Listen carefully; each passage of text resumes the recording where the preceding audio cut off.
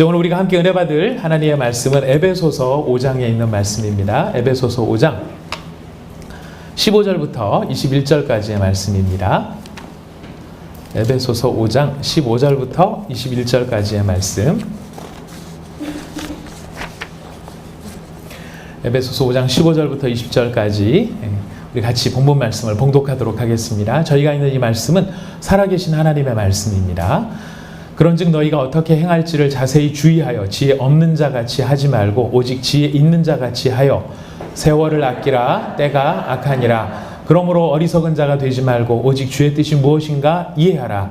술 취하지 말라. 이는 방탕한 것이니 오직 성령으로 충만함을 받으라. 시와 찬송과 신령한 노래들로 서로 화답하며 너희의 마음으로 주께 노래하며 찬송하며 범사에 우리 주 예수 그리스도의 이름으로 항상 아버지 하나님께 감사하며 같이 읽겠습니다. 그리스도를 경외함으로 피차 복종하라. 아멘. 세월을 아끼라. 때가 악하니라. 술 취하지 말라. 이는 방탕한 것이니 성령으로 충만함을 받으라. 저희가 몇 주간에 걸쳐서 우리 하나님께서 기뻐하시는 하나님의 자녀의 삶에 대하여 성령 충만함에 대하여 저희가 말씀을 나누고 있습니다. 시간은 곧 그 자체로 우리의 삶입니다. 시간이 따로 있고 삶이 따로 있는 것이 아니라 시간 자체가 우리의 삶인데 지금 세월을 아끼라라는 이 말, 시간을 아끼라라고 하는 이 말은 곧 우리의 삶을 아끼라라고 하는 말로 우리가 이해할 수 있습니다. 근데 이렇게 아껴야 될 우리의 삶과 우리의 시간들이 잘못된 것, 그릇된 것들에 영향을 받아서, 즉 술 취하는 것처럼 거기에 사로잡혀서 그것에 휘둘려 살다가 인생을 낭비해서는 안 되는 것에 대하여 사도 바울은 엄중하게 또 우리에게 사랑의 마음을 담아서 저희들에게 알려주고 있습니다. 이제 우리 모든 사람들의 마음에는 자, 그렇다면 나도 이게 시간을 잘 아끼고 세월을 잘 아끼면서 살아가고 싶은데 어떻게 하면 좋을까? 성경은 이야기하기를 시간을 가장 바르고 가장 가치 있게 사용하기 위해서는 성령으로 충만함을 받아야 한다라고 우리에게 이야기하고 있습니다. 성령으로 충만함을 받는 것, 우리가 성령의 충만함을 받기를 다 원하는데요. 자, 오늘은 우리가 그렇다면 이 성령 자체에 대해서 조금 생각을 해보는 시간을 갖겠습니다. 워낙 이 성령에 대한 이야기를 저희가 앞으로도 여러 번 나중에 이제 좀 구체적인 이야기들을 나누게 될 텐데, 오늘은 우리가 성령께서 하시는 일, 성령의 어떤 본질적인 부분에 있어서 아주 중요한 것 한 가지를 좀 생각하고 그것을 중심으로 해서 우리가 성령 충만함에 대한 이야기를 저희가 나누려고 합니다. 아브라함 카이퍼라는 사람이 있습니다. 우리가 보통 화란이라고 한문으로는 얘기하는 네덜란드의 수상입니다. 그때 네덜란드가 가장 세계적으로 좀 힘을 쓸 때가 있었습니다. 강력한 국가가 지금은 유럽의 여러 작은 나라들 가운데 하나처럼 되어 있지만 한때는 이 네덜란드가 세상을 지배했던 적도 있는 아주 강한 국가였었습니다. 근데 이 강한 국가의 수상이었던 이 아브라함 카이퍼, 이 사람은 수상이기도 하지만은 굉장한 신학자이기도 하고 아주 믿음이 하나님 앞에 신실한 사람이었습니다. 근데 이 아브라함 카이퍼가 이런 유명한 말을 한마디를 남겼는데요. 성령은 모래 위에 발자국을 남기지 않으신다라는 말을 남겼습니다. 이게 뭐 그리 유명한 말일까? 이게 무슨 대단한 말일까 싶은데요. 성령은 모래 위에 발자국을 남기시지 않는다는 이 말은 누구와 대비해서 하시는 말씀이냐면은 바로 성자 되신 예수님과 대비되어진 말씀입니다. 예수님께서는 성육신을 하셨습니다. 우리처럼 우리와 같은 육체의 몸을 입으시고 오셨기 때문에 그분의 제자들은 예수님과 함께 걸을 수 있었고 또 그분의 음성을 들을 수 있었고 손으로 만질 수가 있었습니다. 가늠해 볼 수 있었습니다. 그런데 그런 성육신 하신 예수님과는 다르게 이 성령님은 성육신 하신 분이 아니시고 하나님이십니다.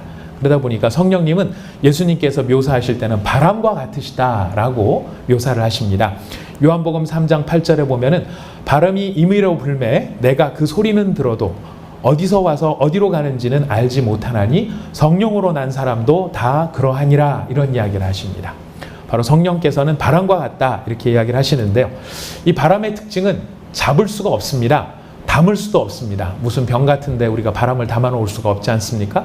붙잡을 수도 없는, 굉장히 신비롭습니다. 신비롭고 우리가 그를 가늠할 수가 없기 때문에 굉장히 신비롭다라고 밖에는 말을 못하지만은 중요한 것은 분명히 존재하고 계신다는 것입니다. 우리가 바람이 존재한다는 것은 바람의 영향력을 통해서 가늠을 해볼 수 있습니다. 나무를 구부리게 하고요, 또 흔들리게 하고 깃발을 나부끼게 합니다. 토네이도 같은 그런 바람들은 우리나라에는 토네이도가 안 불지만 미국에서 토네이도 때문에 가끔 기사가 올라오죠. 토네이도가 불 때는 아주 강력한 토네이도는 몇 개의 카운티를 다 날려버리기도 합니다. 수많은 사람들의 목숨을 앗아가기도 하고 집이 있고 차가 있었던 것들을 다 날려버리기도 합니다. 우리나라에서는 그 비슷한 것이 용오름이다 하는 현상들, 기상학자들이 이렇게 사진을 찍어서 보여주는 게 있습니다. 바다에 이 회오리 바람 같은 게 불어서 마치 용이 하늘로 올라가는 것 같은 모습이다. 그래서 용오름이라고 표현하죠. 수백 톤의 물을 쭉 빨아들여서 구름까지 빨아당길 수 있는 바로 그런 힘이 이런 바람 가운데는 있습니다. 우리가 육지에 살면서 경험할 수 있는 바람의 큰 힘은 태풍이 있습니다. 이 태풍은 정말 어마어마한 파괴적인 본능을, 파괴적인 능력을 나타내기도 합니다. 태풍으로 인해서 휘몰아치는 바다의 격한 모습을 우리가 떠올려 본다면 이 바다의 힘이, 바람의 힘이라는 것이 얼마나 어마어마한가를 느끼게 되는데요. 여러분 바닷가에 가서 보시면은 방파제에 이 파도의 그 힘을 좀 줄이기 위해서 만들어 놓은 콘크리트 구조물이 있습니다. 이걸 테라포드라고 하나요? 예, 제가 이게 정확한, 아까 트리포드라고 제가 한 것 같았는데, 테라포드라고, 발이 아마 4가지가 있어가지고 테라포드라고 하는 것 같습니다. 근데 이 콘크리트 구조물의 무게가 얼마나 되는지 혹시 아십니까? 우리는 보기만 봤지 사실 그런 거 잘 몰라요. 몰라도 상관없습니다. 세상에 사는데 지장은 없습니다. 자, 이게 5톤 정도 나간다고 합니다. 생각보다는 되게 무겁죠. 예. 근데 이 테라포드를 얼기설기 이렇게 해갖고 파도가 그 사이를 지나오면서 파도의 힘이 약해져서 방파제를 보호하기 위해서 이렇게 설치를 해놓는데요. 어느 해인가 울릉도에 태풍이 지나간 적이 있었는데 그 울릉도에 태풍이 몰아칠 때 이 파도가 약해지도록 설치해 놓은 이 테라포드가 파도의 힘에 밀려서 둥둥둥 떠가지고 도동항을 덮친 적이 있었다. 5톤짜리 구조물들이 마치 무슨 이 솜처럼 달랑 들려가지고 이 도동항으로 떨어졌는데 태풍의 힘 자체보다는 이 태풍이 몰고 온 테라포드 때문에 도동항이 항구로서의 기능이 마비될 만큼 엉망진창이 되었던 적이 있었다 그래요.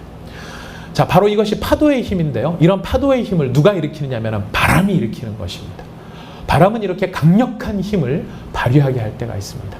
그러나 또 어느 때 보면은 그 바람은 마치 여러분 그런 경험들이 있으시죠? 봄바람이 싹 불어올 때 너무나 부드럽고 너무나 다정하고 너무나 따뜻한 그런 바람이 우리 가운데 확 다가올 때는 저희같이 저처럼 이렇게 참 예능성도 없고 마음도 거칠고 하여튼 그래요. 하여튼 이런 사람도 때로는 시인으로 만들 때가 있습니다. 어떤 여름에는 저녁 때 막 하루 종일 너무 더웠는데 저녁 노을이 질 때 서늘한 바람이 불 때가 있어요. 서늘한 바람이 불면서 저녁 노을을 딱 맞이할 때는 우리의 마음이 그냥 이렇게 풀어지는 것 같은 그런 느낌이 들 때도 있습니다. 바로 이렇게 바람은 눈에 잡을 수 없지만 다양한 모습으로 다양한 현상을 일으키는 것처럼 성령님께서도 바로 이런 역할들을 하신다는 것입니다.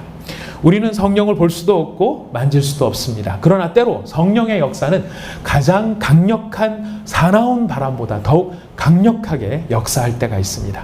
성령은 혼란에서 질서를 만드십니다. 그리고 추함에서 아름다움을 이끌어내시는 그런 능력이 성령 가운데 있으십니다. 성령은 죄로 물든 사람을 변화시켜서 선한 마음을 갖게 하시고 그를 헌신자가 되게 하십니다. 온통 마음속에 불만과 두려움과 불평만 가득했던 그 사람을 완전히 변화시키셔서 찬송하는 사람, 축복하는 사람, 다른 사람을 정말 섬기는 사람으로 바꾸게 하시는 것이 바로 성령의 능력입니다.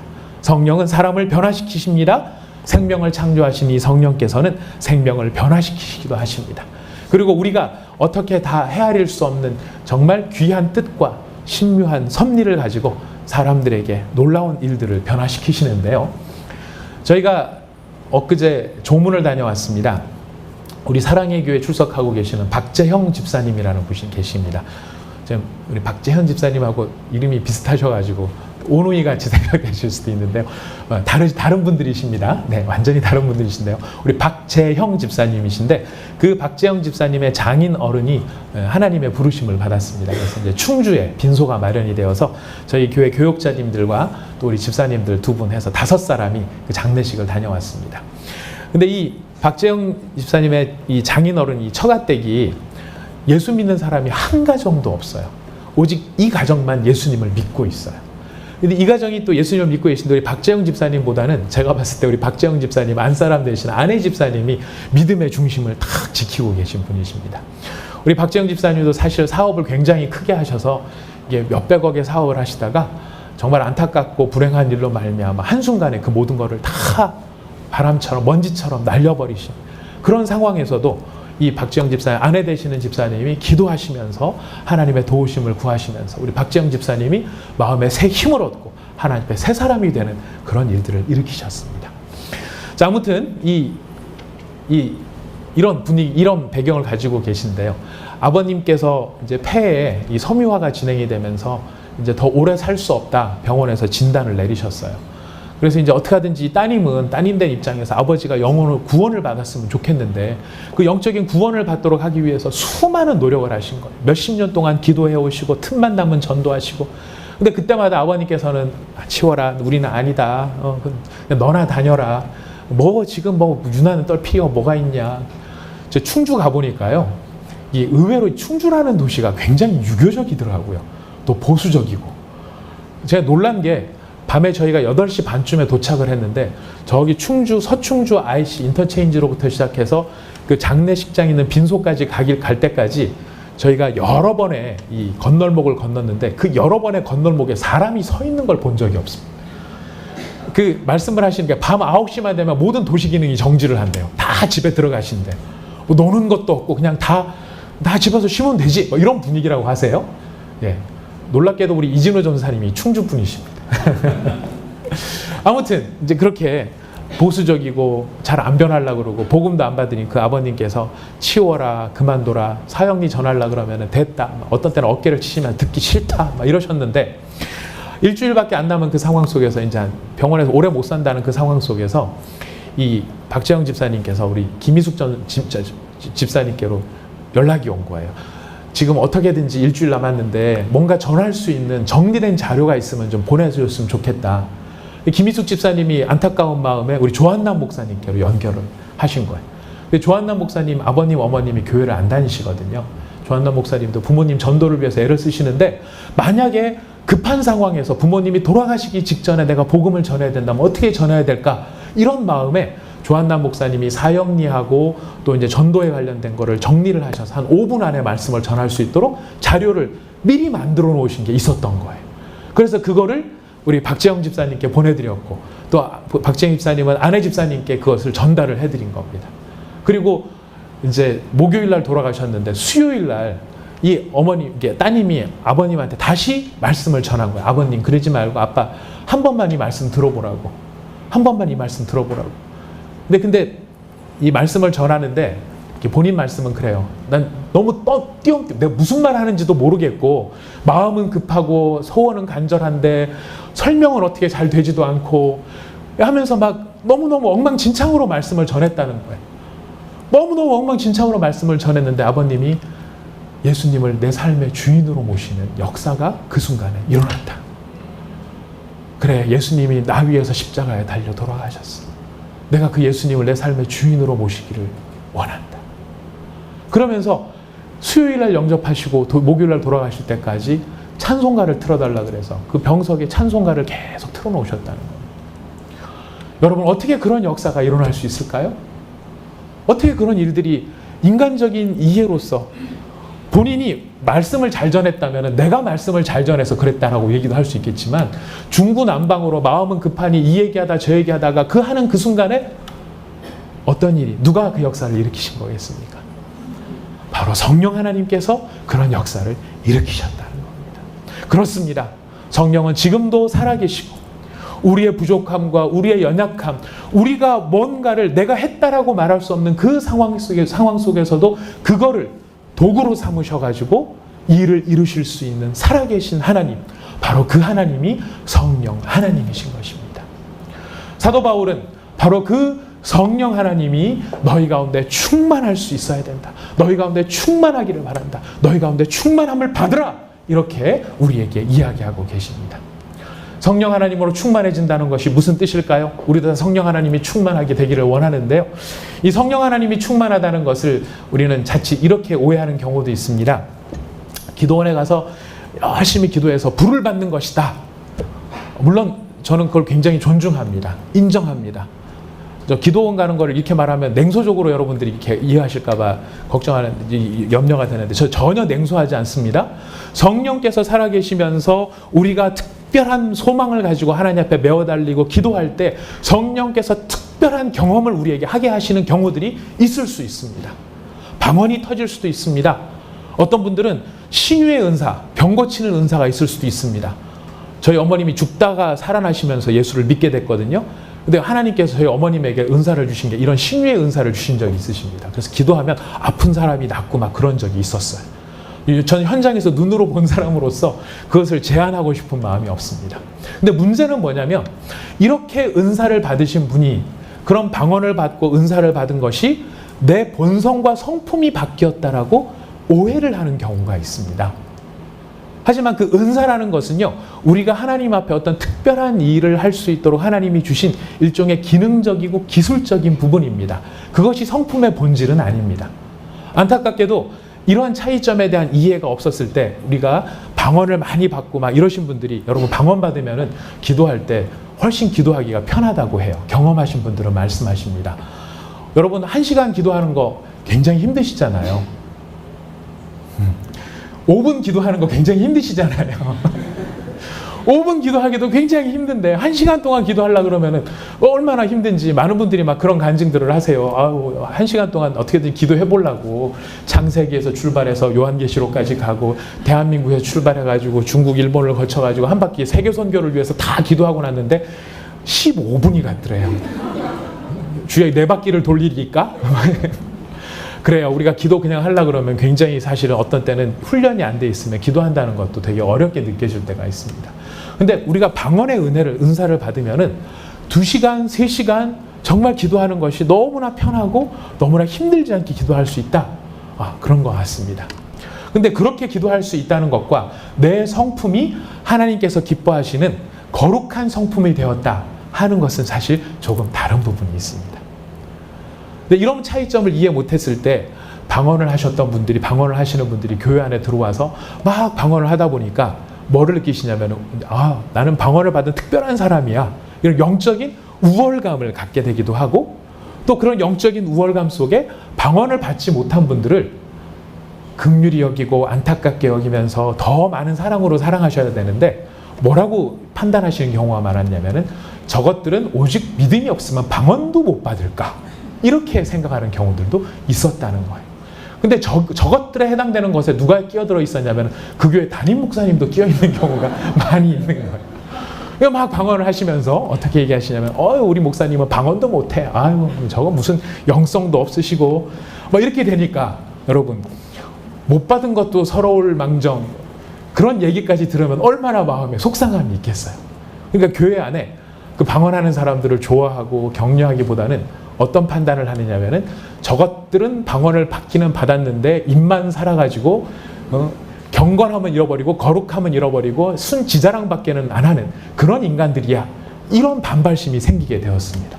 그래서 교회가 방언파가 생기고 비방언파가 생기고 안방언파가 생기고 내가 저것들 같이 방언 받느니 차라리 방언 안 받고야 만다. 이런 완악한 마음도 일부에 갖게 되더라는 것입니다. 그래서 안타깝게도 한국교회 역사에 보면은요, 80년대 중반에는 이런 은사주의 운동 때문에 교회가 분열되는 경우들까지도 많이 있었다는 것입니다. 참 안타깝죠? 이 방언을 받고 은사를 발휘한다는 것은 하나님 주신 놀라운 성물인데, 그러나 기억해야 될 것은 그런 방언을 받았다고 해서 우리가 자동으로 우리의 성품이 거룩하여지고 온전해지는 것은 아니라는 것입니다. 지금 사도 바울은 그런 방언의 많은 성령의 은사를 우리가 사모하는 것도 필요하고 그런 것도 받아야 된다라고 이야기하지만 더 중요한 이야기를 하는 것이 무엇이냐면 성령의 충만을 받아야 된다라는 말을 표현하고 있습니다. 성령의 충만을 받는다는 것은 무슨 뜻일까요? 성령의 충만을 받는다는 것은 내 삶의 주인이 이제는 더 이상 제가 아니라 성령 하나님께서 제 안에 임재해 계시니 성령 하나님께서 제 삶의 주인이십니다. 저의 삶을 다스려 주십시오. 저의 삶을 인도해 주십시오. 이렇게 성령님께 우리의 삶의 주도권을 내어드리고 성령님께 우리의 삶의 주인 내어주시는 권리를 내어드리는 것, 바로 이것이 성령의 충만함을 받는다 하는 말 속에 들어있는 것입니다. 근데 여러분 이 성령의 충만함을 받는다는 말의 문장을 보시면은요. 성령이 충만하신다가 아니에요. 성령의 충만함을 받으라라고 우리에게 명령하고 있어요. 우리가 해야 되는 어떤 일로서 설명하고 계신다는 것입니다. 성령 하나님 앞에 내 삶의 주인이 성령님이십니다라고 인정하는 바로 그것은 우리가 드려야 할 우리의 고백이라는 것입니다. 그런 고백 속에 그 고백에 걸맞도록 성령님께서 우리 가운데 인도하실 때에 우리가 그 인도함을 따라갈 수 있도록 우리 자신을 순종하는 것. 바로 이것이 성령의 충만함을 받는다는 말에 담겨있는 뜻입니다. 성령께서 우리를 인도하실 때 우리 또 이런 경우들도 있습니다. 성령의 음성을 듣는다 이런 표현도 있습니다. 여러분 성령의 음성을 듣고 계십니까? 혹시 그런 분 계십니까? 네, 아멘. 감사합니다. 저도 성령의 음성을 듣는다고 자부하고 있습니다. 근데 성령의 음성을 듣는다는 것이요, 무슨 물리적으로 성령께서 우리가 이야기하고 친구들끼리 서로 말하듯이 그렇게 말하는 것과는 좀 달라요. 막 기도를 하고 있으면은 은수야 이렇게 나타나셔서 무슨 개그 콘서트 같이 되네요. 연타나 뭐 이렇게 하는 거랑 비슷한 것 같습니다. 그렇게 말씀하시는 법은 없으세요.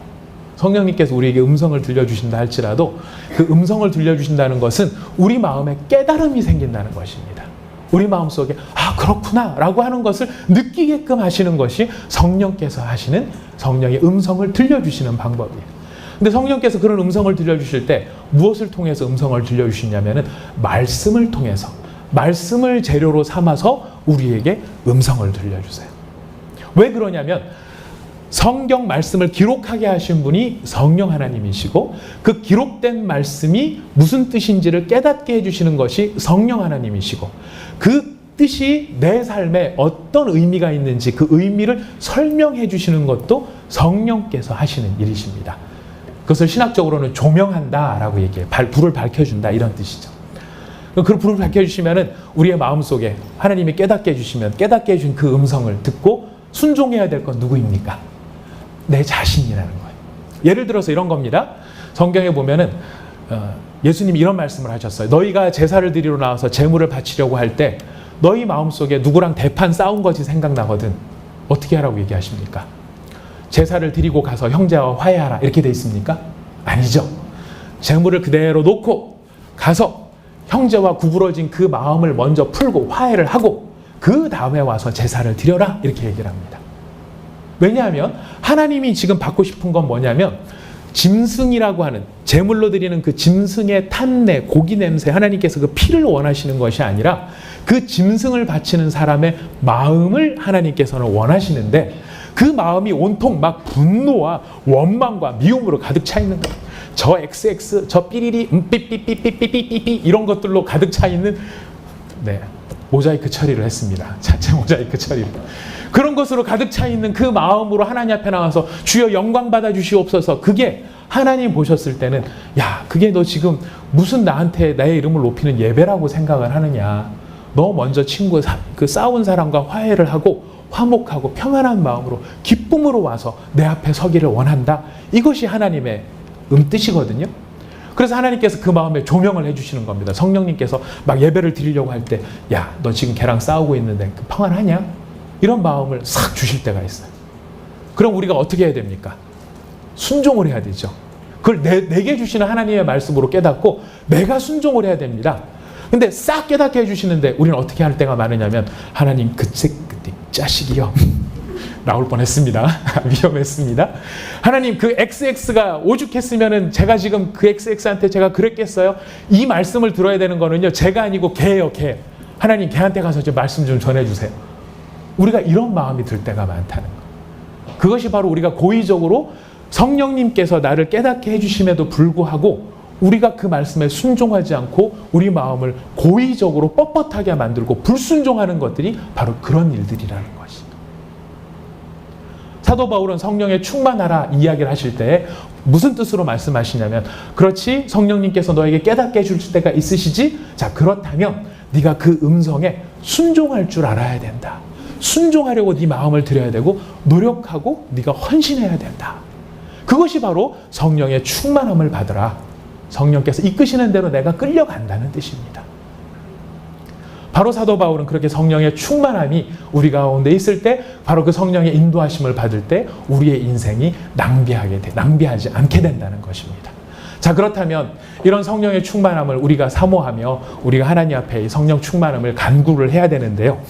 이 성령의 충만함을 또 성령께서 이미 우리 가운데 계시지만은 우리가 그 음성에 더 귀를 기울이고 그 마음에 순종할 수 있도록 하기 위해서 지금 하나님께서 우리한테 몇 가지 권유를 하고 계세요. 우리 성경을 좀 찾아볼 텐데요. 이사야 55장 6절 말씀을 한번 찾아서 읽어보도록 하겠습니다. 이사야 55장 6절 말씀입니다.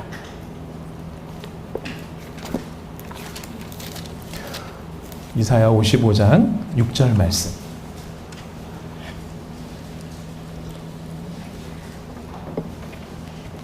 이사야 55장 6절 말씀입니다. 같이 한번 읽어보겠습니다. 이사야 55장 6절 말씀 같이 읽습니다. 시작. 너희는 여호와를 만날 만한 때에 찾으라. 가까이 계실 때에 그를 부르라. 삼위일체 하나님의 성부 하나님이신 여호와를 만날 만한 때에 찾으라. 가까이 계실 때 그를 부르라 한 이야기는 바로 우리가 하나님을 향하여 어떤 자세를 가져야 하느냐면은 우리 하나님을 만날 만한 때에 하나님이 우리 가운데 가까이 오셔서 언제 가까이 오십니까? 바로 이렇게 오늘 말씀을 주실 때 우리가 기도하러 나갈 때 이럴 때 하나님이 우리 가운데 가까이 오시는 거거든요. 또 역설적으로 우리 가운데 고난이 찾아오고 힘듦이 찾아올 때 그것도 또한 우리를 찾아오시는 하나님의 은혜의 손길이 될 수 있습니다. 바로 그런 것들이 우리 앞에 있다면 우리가 어떻게 하기를 원하시느냐면 하나님을 찾고 하나님을 부르기를 원한다는 것입니다. 우리 시편을 한번 찾아가 보겠습니다. 시편 81편. 시편 81편.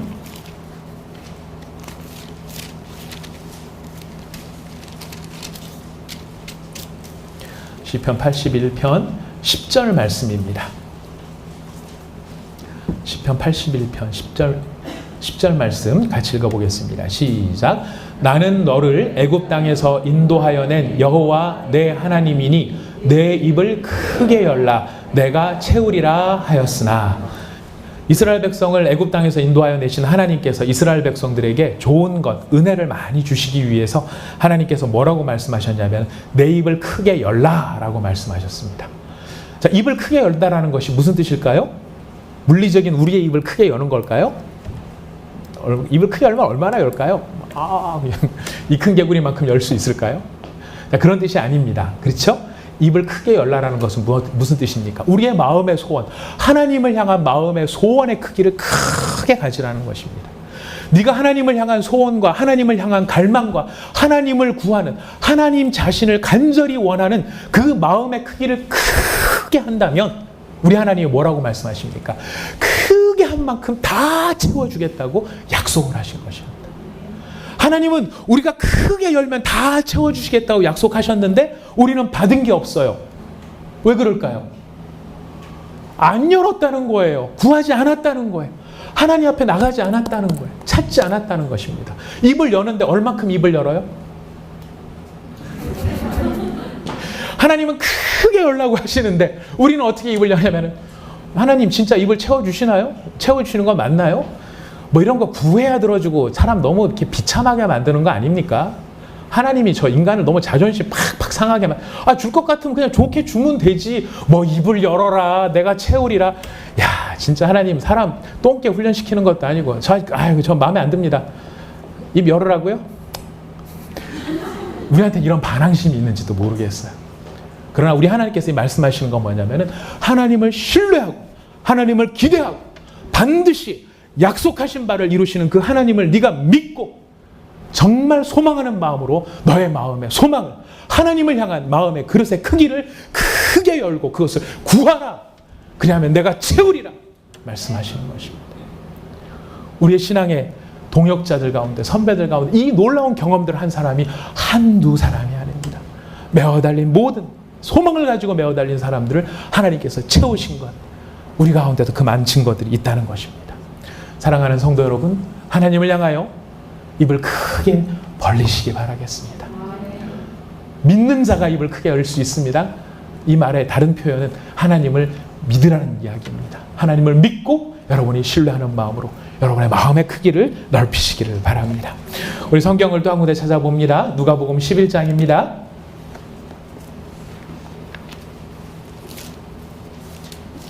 누가복음 11장의 말씀입니다. 누가복음 11장 9절 말씀부터입니다. 누가복음 11장 9절 말씀부터 13절까지 같이 읽어보도록 하겠습니다. 누가복음 11장 9절부터 13절 같이 읽어보겠습니다. 시작.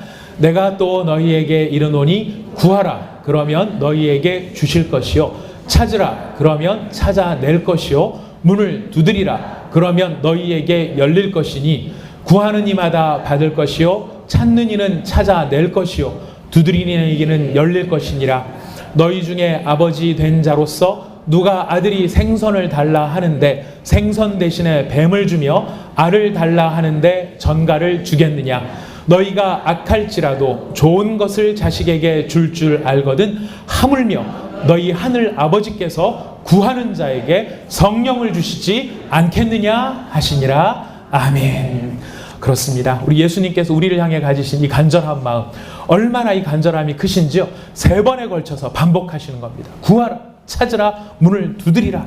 구하는 이마다 받을 것이요 찾는 이가 찾을 것이요 두드리는 이에게 열릴 것인데 하늘에 계신 아버지께서 구하는 자에게 무엇을 주시지 않겠느냐? 성령을 주시지 않겠느냐? 그렇습니다.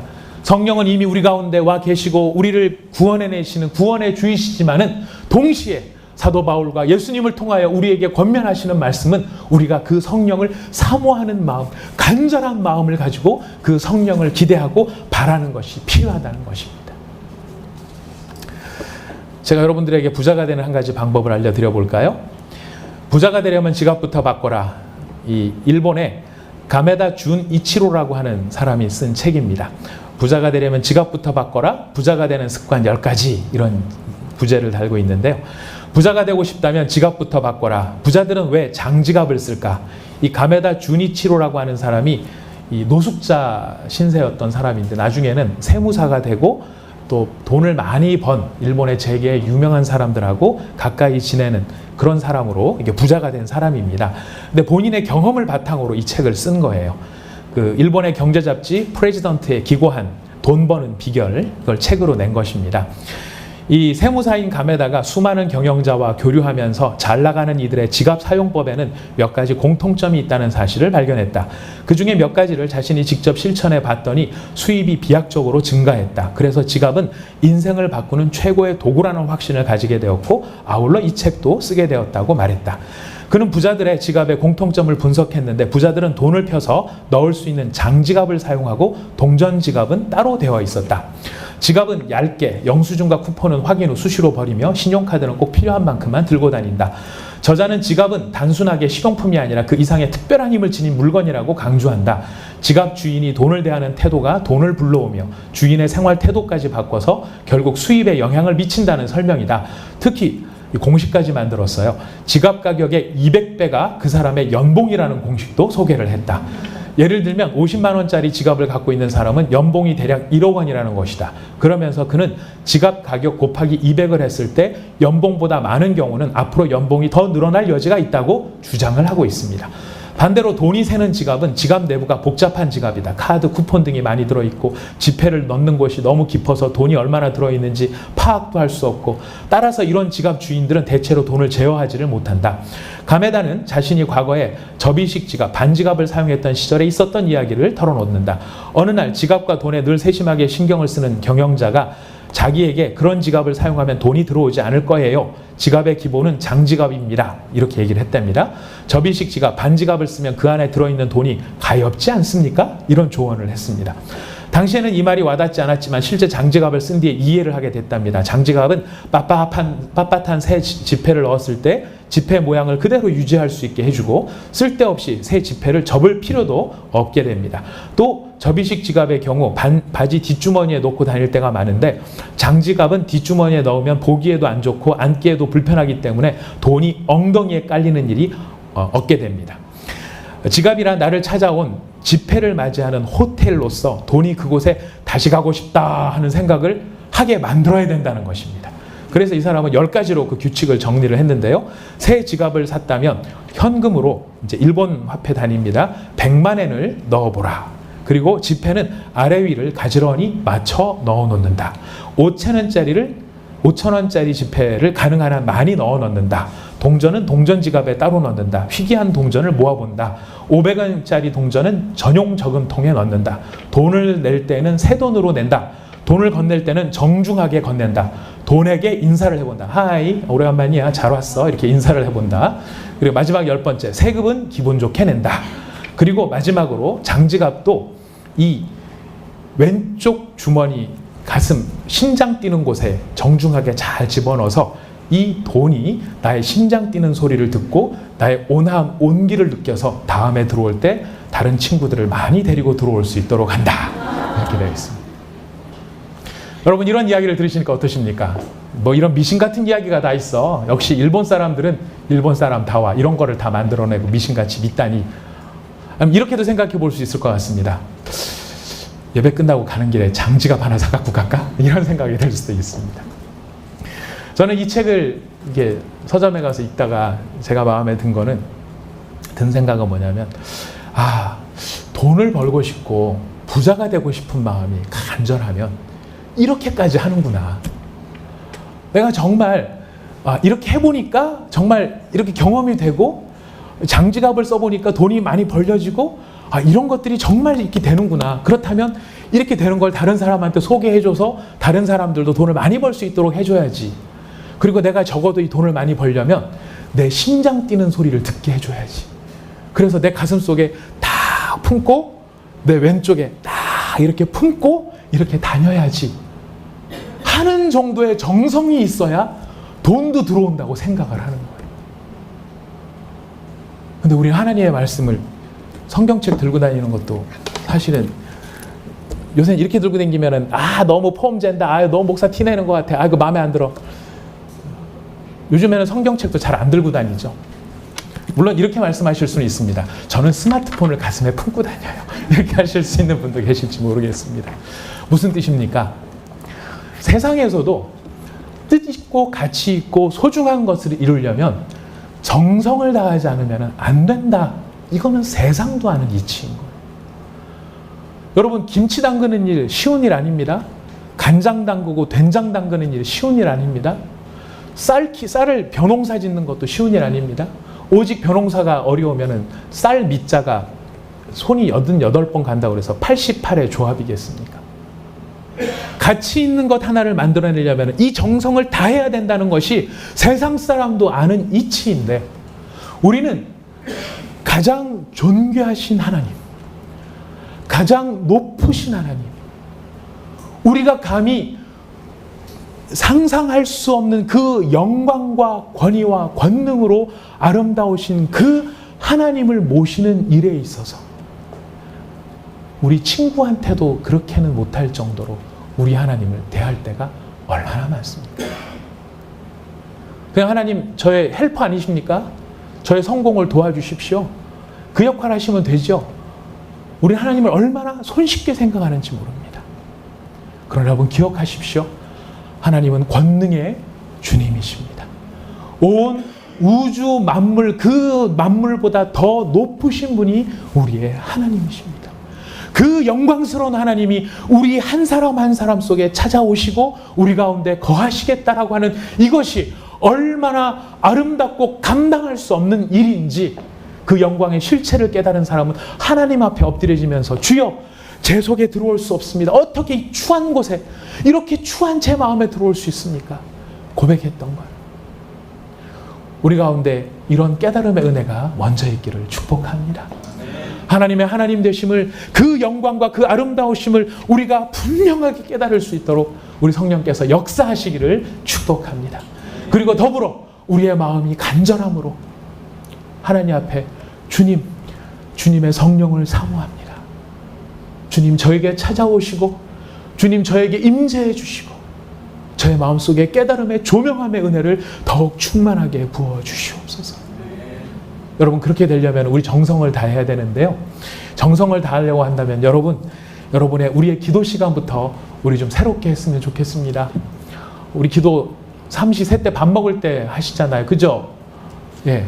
우리의 모든 마음의 소원들, 우리가 갖는 모든 마음의 기도의 제목들 딱 정리하면 하나예요. 주님, 밥 주셔서 감사합니다. 소화 잘 되게 하시고 일 열심히 하게 해주십시오. 여러분, 이게 우리의 익숙한 기도의 패턴이고 그 이상의 기도의 패턴이 있습니까? 그 간절함이 있습니까?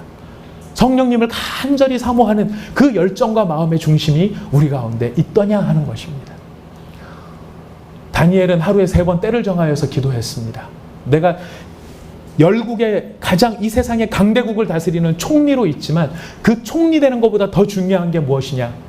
하나님 앞에 기도하는 것이었습니다. 내가 삼시세 때 밥 먹는 거 중요하지만 밥보다 더 중요한 게 무엇이냐? 바로 하나님의 임재를 사모하는 간절함이었습니다. 평생을 두고 그 일을 한결같이 해왔습니다.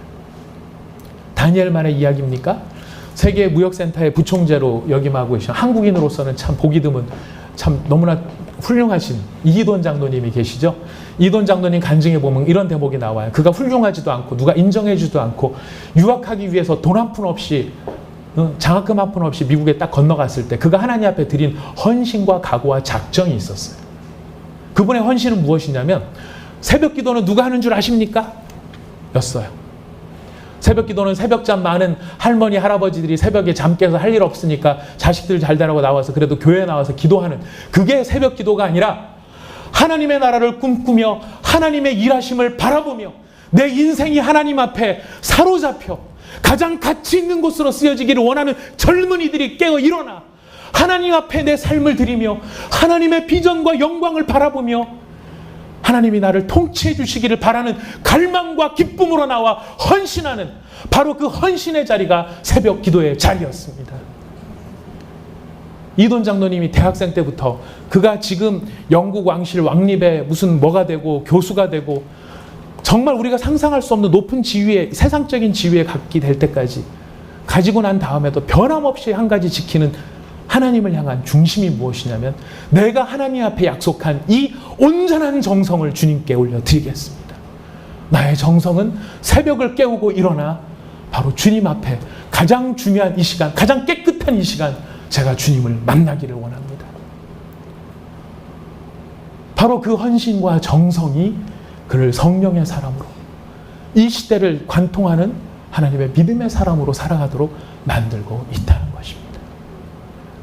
사랑하는 성도 여러분, 우리가 성령의 충만을 간구하고 성령께서 나한테 임재하셔야만 내 인생을 가치 있겠다는 사는데 가치 있겠다고 하는 것에 대한 지적인 동의를 하시는 여러분, 우리가 지적인 동의를 이제는 넘어갈 수 있기를 원합니다.